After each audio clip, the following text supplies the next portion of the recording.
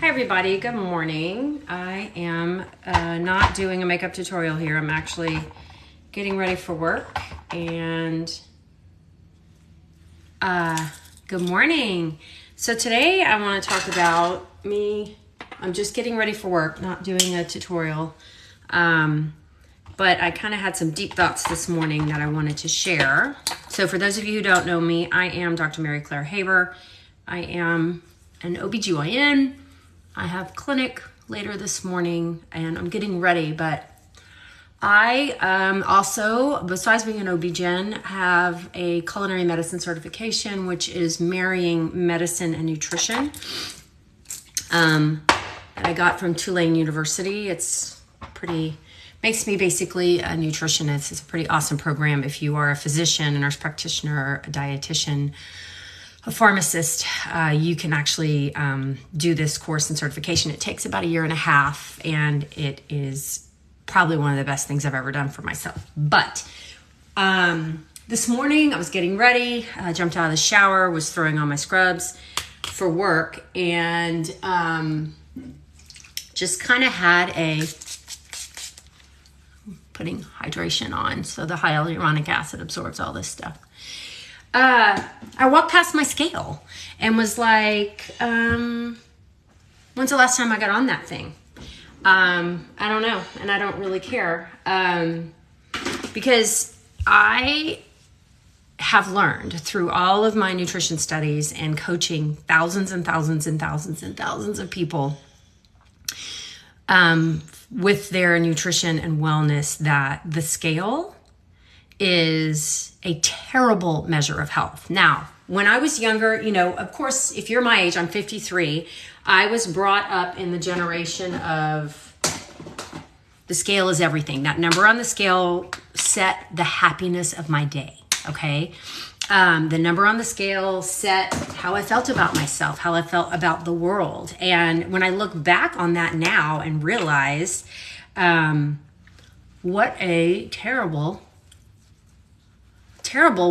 thing that was. And now that I realize that scale, that number on the scale does not represent health. It represent how I looked back then. That number on the scale meant I was fat or I was thin, and somehow I was basing my self-worth on that number. And what I want to do for my daughters and the next generation of young women coming up is, teach them that number on the scale is not health. It's a terrible measure of health. It is not something you should define yourself by, that we're all different. We all have different muscle mass. We all have different ways that we deposit fat. And it doesn't mean that you're unhealthy or that you're not beautiful in your own way. And so I, in Mary Claire Wellness and Galveston Diet, in my clinic now, I have ways to do body composition measurements where I can measure how much fat someone has and how much muscle someone has and how much swelling and body water. It's pretty awesome. It's a very expensive machine. It's just under a DEXA scan as far as being able to measure visceral fat, which is pretty, it's a pretty good measure for a $20,000 machine. A DEXA scan would have cost me about $60,000. It wouldn't fit in my office. They're huge. So I use that as hang on, I'm just throwing this up so it doesn't dry too quick while I do this. So I use that as a way to coach my patients and letting, at 53, I don't really give a shit what I look like in a bikini, okay? Or even if I could have worn a bikini, it's not about that. It's about aging. It's about health. It's about how I want to interact with the world as I get older, and looking at what my parents have had to suffer through and what can I do to change that. I don't want to live the way that they are living. My dad died last year. The last 10 years of his were miserable. He couldn't travel. He was stuck on an oxygen machine. He had been a longtime smoker. He had quit. He quit when I was in residency, so 25 years ago, but still, his COPD just got progressively worse, and his quality of life at the end was awful. They couldn't do anything, He was attached to an oxygen machine. He tried to make the best of it. I love my dad, but, I don't want that life. My mom has had orthopedic, and, she basically, everything hurts. she's just, her quality of life, she won't travel, barely travels anymore. She did go to New Orleans for a wedding. And I don't want that, and so it's not about the scale anymore. And like, my mom was obsessed with the scale. She weighed herself every day. That's how I was brought up. That's how you kind of defined your life. And what we're learning now in nutritional medicine is the scale, your BMI, is not a great measure of health, but it's so limited, and that physicians routinely use that because that's what we're taught. Your BMI is everything, but we have better predictors of long-term health, and to just let go of that number. One great thing that you can do right now at home with a tape measure and a calculator is the waist-hip ratio. So you go from the smallest area of your waist, okay? For some people, it's the belly button, not me. I don't have a waist there. My waist is way up here under my rib cage. And then the widest part of your hip, so where your butt sticks out, you go around there. And then you divide those two, okay? You divide the top number by the bottom number, your waist to hip, waist on top, hip on the bottom, and you divide those two and you get a ratio, okay? For a woman, less than about 0.85 is considered to be a better indicator of health than your BMI, okay? So for those of you who have big booties and carry weight in your backside, that is actually a sign of health. For those of us who are more apple-shaped and have, visceral fat leading to the apple shape, that is not a sign of good health. I cannot tell you how many patients come into my clinic who have a normal BMI, okay, but have a tremendous amount of visceral fat and no muscle mass. And they are not, their health scores are lower, okay? Yeah, they have a normal BMI, they might fit in that pair of jeans, whatever, but they're not that healthy. They're not that healthy. And I have a woman who comes in, 5'10", freaking athlete her whole life, gorgeous, has always been told she's got a high BMI. She has very normal 28% body fat, freaking solid as a rock, her no visceral fat, healthy, but has been told every time she goes to the doctor that she's fat and needs to lose weight. We're doing something wrong here, guys.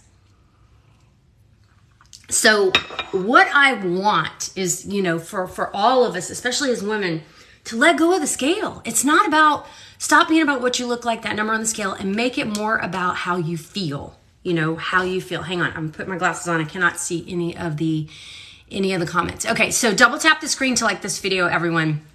TikTok asked me to do these notifications from time to time. Oh, I got my blush stick. Okay, so I have to come over here. I have a magnifying mirror because y'all know I don't see anything. So I can see to put on my makeup. It looks like a clown. This is not a makeup tutorial for those of you just joining. I'm talking about breaking up with the scale and how in the Galveston diet, we teach you one of the top things to do is break up with your scale. We don't ask you to weigh yourself. We ask you to do your waist-hip ratio. And if you haven't done it, I know 92-point-something% of my followers are women, so I'm mostly speaking to you. If your waist-hip ratio is above a 1.0, so if your waist is bigger than your hips, that is a sign of visceral fat, and that is a sign that there is a health problem. And what I coach in the Galveston diet is there's some very specific nutritional changes that we can make to decrease visceral fat that are evidence-based ways to decrease visceral fat, which is also belly fat or abdominal fat, which rises dramatically in perimenopause and menopause, which is how I got started on this whole journey because it happened to me. And hang on, I gotta cover up the dark circles here. And so what are some of those things? I have blogs about, you can go check out our blogs. You can go check out our website. It's all in the link in bio. Oh, and we have a sale, TikTok 15, TikTok, TIKTOK15 to save on any of our programs at checkout. There's a little coupon code thingy, and I have one for TikTok followers if you want to go check that out. Okay, hang on. So specific nutritional things, and this is all, part of our program. We track our nutrition in the Galveston diet. Tracking your calories really doesn't help anyone. People might lose weight temporarily, but they don't learn anything other than to restrict themselves, okay? Galveston diet is not a restriction program. They're like, can I be a vegan? Can I do this? Do I have dairy? Guys, I don't tell you what to eat. There's very few things I'm like, you can't have that. If it's made from nature, unless it's poisonous, it's pretty much on the table. Unless you have a particular allergy or an intolerance, and then we can work around that. Yeah, we have meal plans, but they're just suggestions.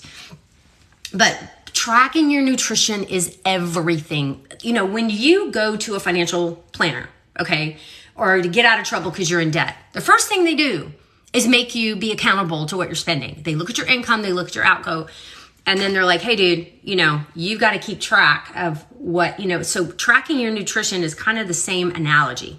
You have to hold yourself to know, are you getting enough nutrients? You cannot swallow a handful of vitamins and supplements and expect it to do the same and undo poor, less nutritional choices. That is not how it works. So if you're just joining me, I'm Dr. Mary Claire Haver.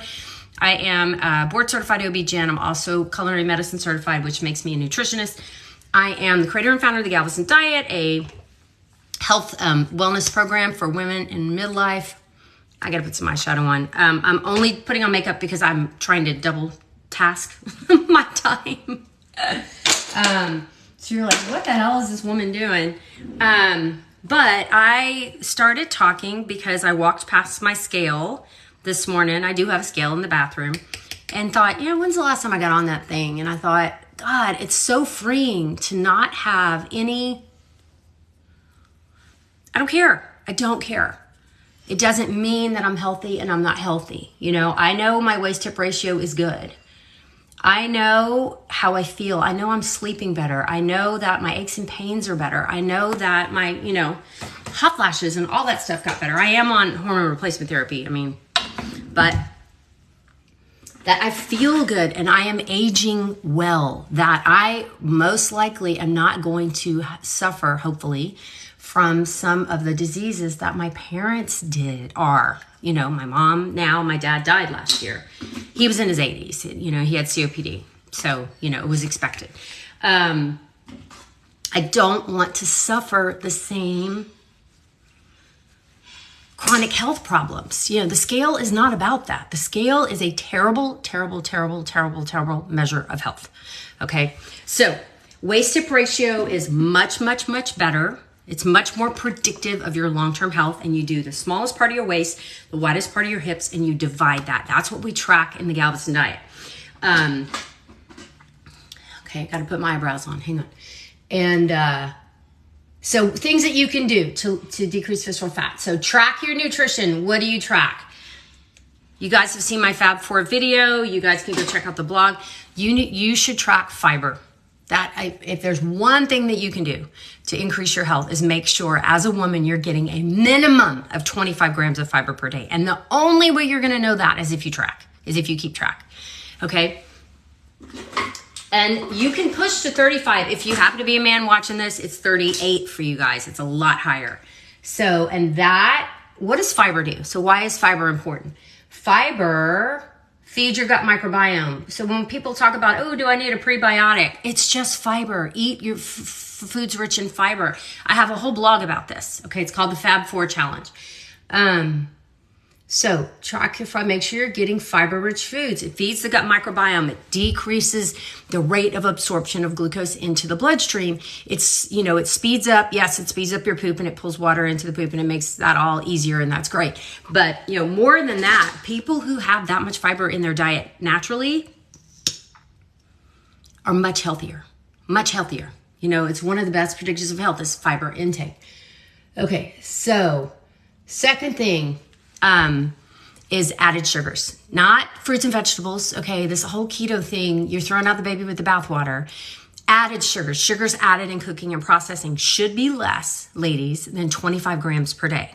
Okay. That is your pasta sauces, your sodas, your drinks, your coffee drink, all of it. Okay. I'm talking about added sugars. And then now it's on the packaging. Added sugars is so important that the FDA has finally placed it on the packaging under carbohydrates. Both the World Health Organization, the National Cardiovascular, whatever, Heart Association, both say less than 25 grams of sugar per day, okay? Biggest predictor of fatty liver disease is high fructose corn syrup intake. Do you know that? It's not fat intake. It's high fructose corn syrup intake. Why? Because fructose is converted in the liver, broken down to its component simple sugars, okay? It can only do so much at a time. And so if you have an overindulgence, if you drink a big soda full of high fructose corn syrup, that is going to be converted into fat in the liver and is going to contribute to fatty liver disease. Yeah. Okay, we might just call this makeup good enough. All right, so double tap. What's hard to do? Tell me what's hard to do. So tracking your fiber, tracking your added sugars, probiotics, preferably food rich in probiotics, but that is tough to do in the Western diet, okay? I traveled 2 or 3 years ago to Japan I was a chaperone on the high school field trip, one of those educational foundation things. They have fermented food, kimchi, miso with every meal, fermented, all that stuff. We don't eat like that. We might have yogurt once or twice a week for most Americans. And usually the yogurt is poisoned. It's loaded with sugars and colors and flavors and all this shit instead of just being whole. And, God, this hair, I'm going to have to dry my hair. It's going to look so bad. Plain yogurt is the way to go. So I do supplement with a probiotic because I'm only eating yogurt probably 3 times a week. I'm restocking my gut microbiome. I'm restocking the pond.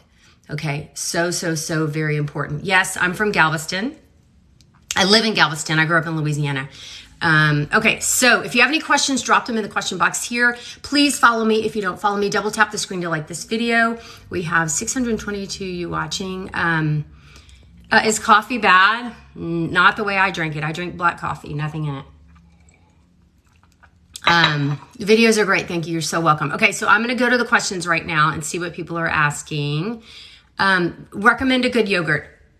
Plain yogurt, nothing added. That's it. Plain full fat yogurt. Done. If you don't, if you're fat, if you're running high on fats, then do a low fat, but low fat yogurts tend to have fillers in them.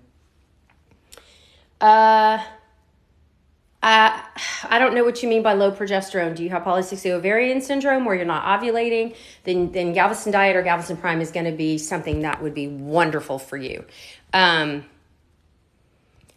If you're uncomfortable after eating anything, you probably should see a gastroenterologist. There are a million reasons that could be. There could be something in your esophagus, something in your stomach, something in your gut, your colon. I mean, that is something you should probably see a specialist for. That is that's not something I can just answer on the fly. So I would definitely see your doctor to talk about it.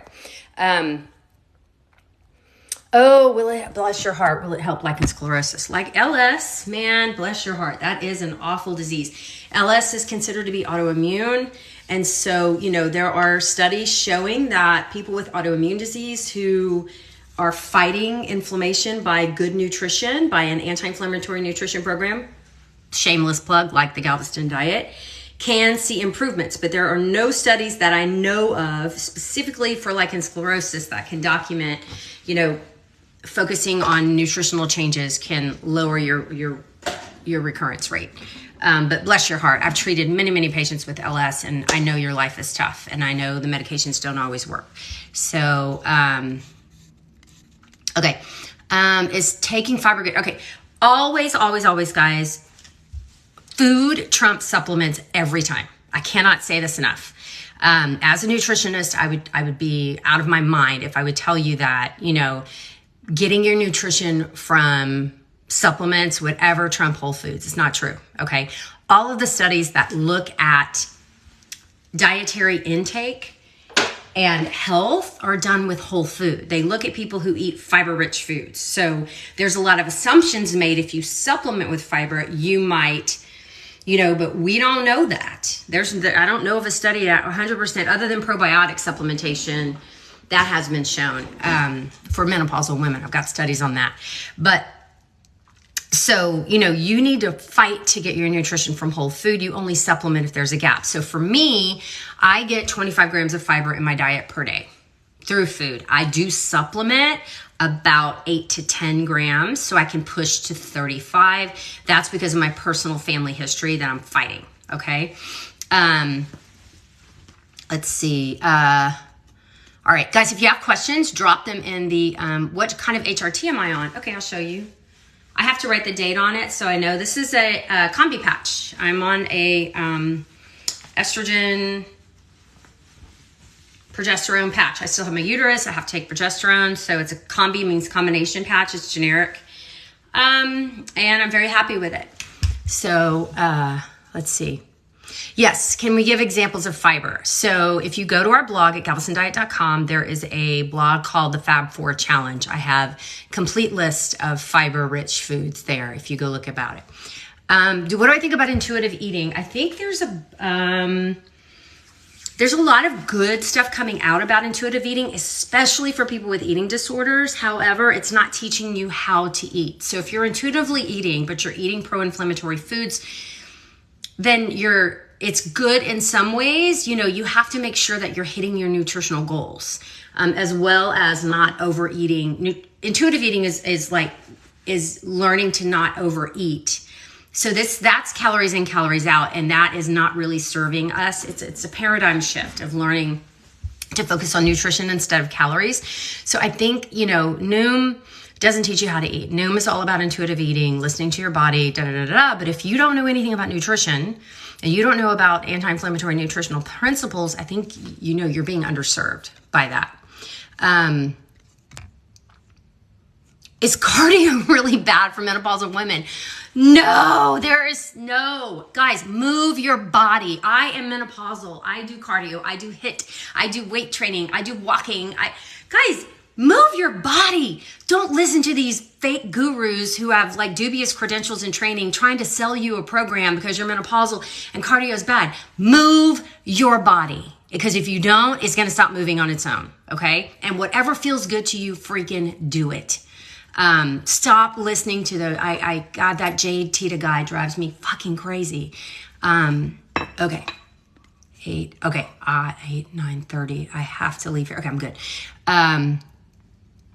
Move your body, move your body, move your body in whatever way makes sense to you.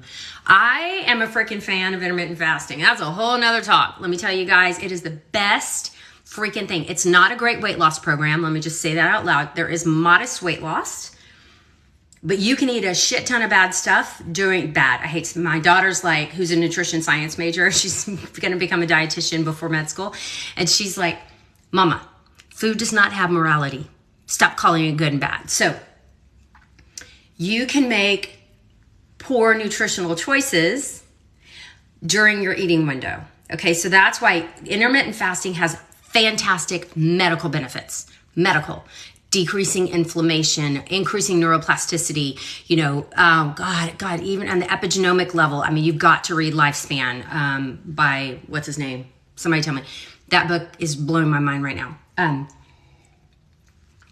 Basically, you can change the structure of you can improve the structure of your DNA and how telomeres wrap and how your body responds to aging and inflammation by practicing intermittent fasting. It's not a fad, but it's not great for weight loss. It's not what it's really about. It's about the health benefits. Sinclair, thank you. Sinclair wrote it. And so I don't know what a water fast is. I don't know what that is. I have no calories during my fast. I have coffee, I have water, I have tea. Plain tea. Thank you. All right. I don't know. Estrogen dominance is a marketing term. I'm sorry. I hate to hurt your feelings if this does, but not a medical term. So that's something that marketing companies have termed to try to sell you things. And so that is not anything we say in gynecology. That's not a real thing. If a doctor's telling you you're estrogen dominant, hopefully it's just like a descriptive term. They're trying to explain to you in layman's terms, but I really don't know what estrogen dominance is. Do you have polycystic ovarian syndrome? Are you not ovulating regularly? Like what is that? You know? Water fast is just a fast. Yeah, I love fasting. It's great. I do a 16-8 fast. Daily intermittent fasting is how how do I feel about Ozempic? I think it's short-term weight loss. I don't think it's anything you can take for the long term. I think it doesn't teach you how to eat. It doesn't teach you anything about nutrition. I think it can be a tool to help with weight loss in the short term while you get your nutritional principles down. I do not prescribe it. It's not in my wheelhouse. I just teach nutrition. I do look like Monica from Friends. The name of the book, it's called Lifespan. Why We Age, Why and How We Age, Lifespan. David Sinclair is the author. It's pretty amazing. I break my fast at around noon. I do a collagen supplement only because I'm vain. It's available at our website, shop.galvestondiet.com. It's from the company Sparkle. We partnered with them, and it is a specific type of collagen called Verisol that helps with the appearance of wrinkles and cellulite. So I don't really take it for the health benefits. I do it just because I'm vain and I want my skin to look as good as possible. Okay, so don't forget, if you're interested in learning more about the Galveston Diet, double tap the screen, everyone. Give me lots of likes. We have 6,000 likes. Everybody power tap the screen to like the video. I get these notifications from TikTok. I'm Dr. Mary Claire Haver. I'm the creator and founder of the Galveston Diet. We are having a sale. Okay. It is TikTok 15, TikTok 15. If you go up to the link in bio up here, click on that. Oh, thank you for the likes. Oh my God, we're like 10,000. That was amazing. Keep tapping, keep tapping. It drives the algorithm so TikTok shows us. Also, please follow and share this video. There's a little right arrow button right here. If you share this video with someone you think it will be helpful for, and thank you for the roses. Thank you. It's so sweet. Verisol, Verisol. You can Google that. The collagen, it's on our website, shop.galvestondiet.com to go check it out. Okay, so back to the Q&As. So I'm Dr. Mary Claire Haver. I don't know anything about liquid collagen. Does diet have anything to do with arthritis? So if you go to arthritis.org, they have one of the most supportive websites for nutritional information I've ever seen, like for a medical website. So like when I was first researching and studying nutrition and inflammation, I was going to arthritis.org all the time. So yes, there is a huge component, especially to osteoarthritis, where inflammation can be modified by diet. I mean, that is one of the first places I started pulling, they have all their medical references, where I started pulling the connection between nutrition and inflammation. So absolutely, but I recommend this website all the time. So arthritis.org. Thank you for following, you guys, and thank you for sharing the video, you guys. This is awesome. And thank you for the likes. We're up to 24,000. Oh my God. Keep double tapping the screen to like this video. This is my opinion, and I partnered with the company. This is one of the only partnerships I have. I don't sell anything. I have my own program. Is Sparkle Collagen. We bought out their supply because our students love it. And so I bought out like a pallet of it, and we sell it on our website, but it is Sparkle, the same brand. You can buy it online, you can get it from Amazon, but they sell out. But I have my own supply. So shop.galveston.com, it costs the same as you would buy it online. You can walk without shoes again because of diet change. Yes, sister, I tell you, it works. Let me see. All right, I'm going to the questions. Is a 0.735 ratio good? So earlier in the talk, we were talking about the waist-hip ratio. Okay, so y'all get to see Mary Claire's abdomen. I've had babies, you can tell. So I don't care how much is jiggly or whatever. I'm healthy. I feel good. I don't even get on the scale anymore. Waist-hip ratio, the smallest part of your waist, not my belly button. Okay, if you don't have a small waist, then you use your belly button. Use the same measurement because you're tracking changes. So you're gonna do the smallest part of your waist and the biggest part of your hips. So for me, around here, all right? And divide those two numbers. For a woman, less than 0.85 is considered to be a better sign of health than your weight or your BMI, okay? Apple shapes are not as healthy as pears. And if you are developing a new apple, this is a sign that things are not going your way as far as long-term health consequences. We are not here for you to fit in a bikini. I am not here for you to look good in a wedding dress. I am here for you to play with your grandchildren. I am here for you to be able to enjoy your life through menopause healthfully. It's not about the scale and the number. It's about your long-term health, and the scale and your BMI are not a great measure of that. They're not a great measure of your health, okay? There are so many other things, and that's what I do in my clinic.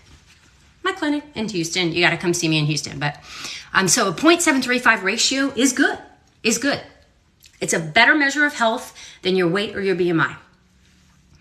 Okay.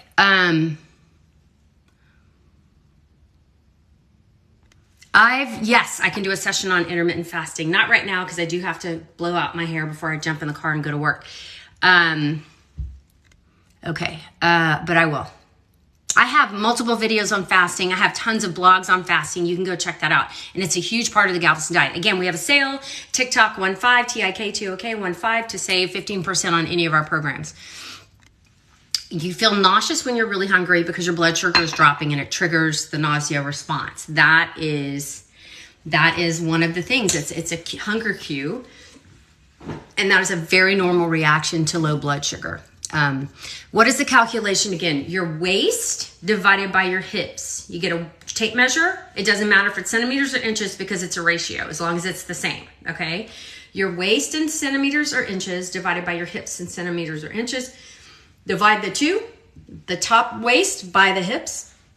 And if your number is greater than 1, you probably have visceral fat, and their Galveston diet, come see us. We've got specific nutritional recommendations that have evidence-based to decrease visceral fat and improve your health, to decrease your waist-hip ratio. It's not about looking good. Of course you'll look good. That's a pleasant side effect. Okay. How often do I work out? Probably consistently 3 days a week. I shoot for 5, but it doesn't always work out. Like I didn't get up this morning. I had a huge workout yesterday. Okay, so I just went through 2 weekends of Mardi Gras. My daughter was a Duchess. So she was like a debutante thing this year. So we had to attend every party, everything. Like I drank way more than I usually do. I was, missing out on sleep because I don't sleep well if I drink. And then the weekend before that was my brother's Mardi Gras ball in Louisiana. And the weekend before that, I had a 3-day wedding in New Orleans. So it has been a shit show for me as far as sticking to my plan. But now all of that is done. And I am like back on track. I'm leading a huge challenge in the Galveston diet called the Galveston 30 in April. And basically it's kind of like the 75 hard challenge that Anthony Frizella did, but we're doing 30 days instead of 75. We only work out once a day. I led it last year and we had like 5,000 people doing it. It was so much fun and I led it every single day. So it's part of our Galveston for Life group, our VIP group, but it is amazing. Okay. Let's see. I'm looking at the questions. Hang on. All right, guys, I've got to go do my hair. It was so much fun talking to you guys this morning. Double tap the screen on the way out. Please follow me, like this video, and go check us out at galvestondiet.com. And remember, we have a sale, TikTok 15, TIK2OK 15. If you're interested in starting some good nutritional principles and program to change your health for the better, we are here for you at Galveston Diet. We want you to live your best life, be as healthy as possible, and enjoy your menopause. All right, everybody, take care.